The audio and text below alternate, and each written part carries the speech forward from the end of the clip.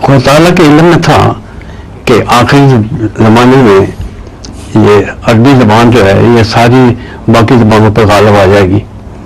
تو انگریز کہتی ہے کہ جب اگر پہلے سے رائج ہو جاتی ہے زبان تو پھر کسی کو یورپ والوں کو انگلینڈ والوں کو دوسروں کو یا فارس والوں کو تو مشکل نہ پڑتی عربی یا قرآن شریف سمجھنے میں.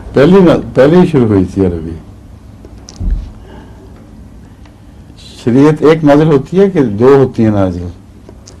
ایک خدا کی تعلیم دیتے ہیں یا کئی خداؤں کی؟ نہیں پہلے جواب دیں نا. نہیں ایک ہی ہوتی ہے سر. ایک ہی ہوتی ہے. پھر بدل کیوں جاتے ہیں بعد میں لوگ؟ بھائی بت بن گئے کئی اور خدا بن گئے.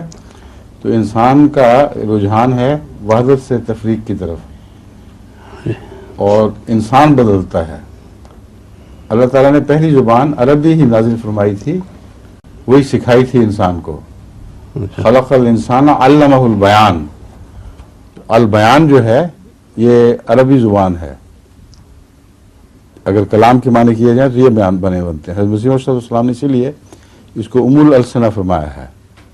جی. تو ایک آدم سے دیکھیں کتنے رنگ بدل گئے. انگریزوں کی چمڑی اور ہو گئی, ان کی چینیوں کی اور, جاپانیوں کی اور, ہندوستانیوں کی اور.